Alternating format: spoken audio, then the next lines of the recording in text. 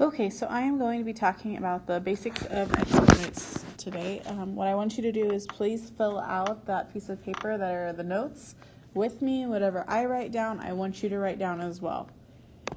So first thing, let's just write these in exponential form. And so all of these on letter A have the same base. It's 8 times 8 times 8 times 8 times 8. So it will be 8 will be your base. And that is there's 5 eighths there, so it'll be 8 to the 5th power.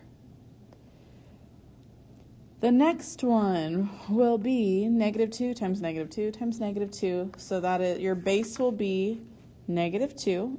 In parentheses, that does matter. And it is being multiplied by itself 3 times, so your exponent will be to the 3rd power, or you could say cubed, whatever you would like.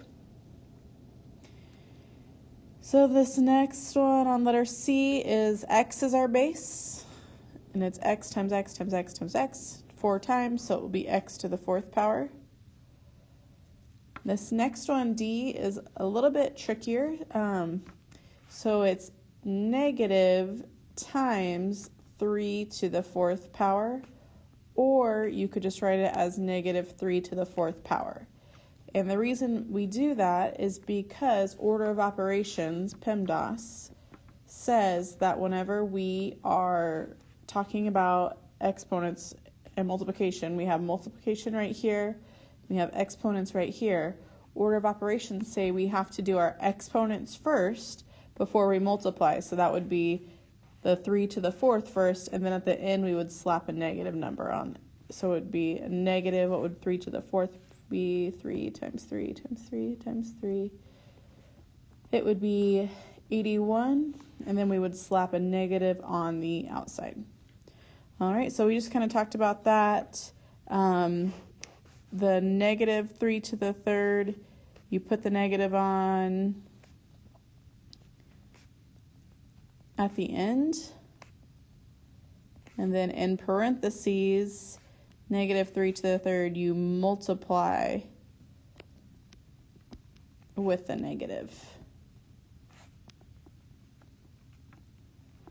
Okay, next one, let's talk about standard form, expanded form, and exponential form. So this one, it has in standard form 27, expanded form 3 times 3 times 3, which is 3 to the 3rd power. Exponential form for the second line is 4 to the 3rd, so I just want you to write it out. 4 times 4 times 4, which is, what would that be? 4 times 4 times 4, that would be 16 times 4, which is 64. Okay, this next one, it's parentheses negative 3 to the 3rd power. Is this where we multiply through with a negative, or do we slap the negative on at the end?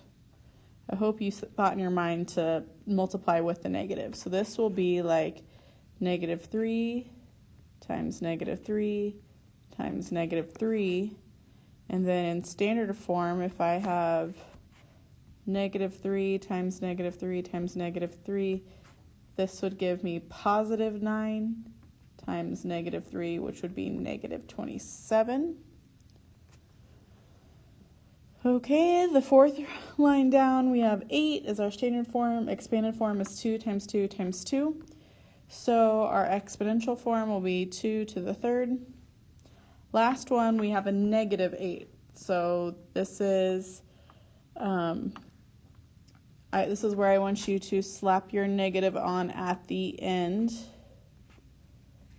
And so it would be negative 2 to the 3rd. All right, so now let's talk about simplifying. We are going to combine like terms. So constants with constants, variables with variables. So on this one, I have 4 times 4. And if you have numbers, I want you to multiply numbers out.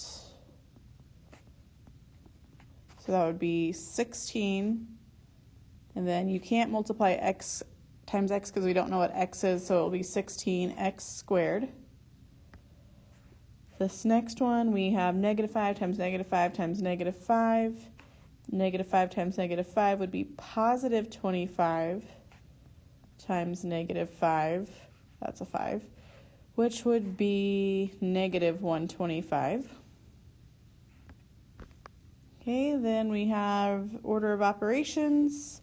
Let's do our exponents. So negative 4 to the second power is like negative 4 times negative 4, which is 16, plus 4 squared, which is also 16, so it's 16 plus 16, which equals 32.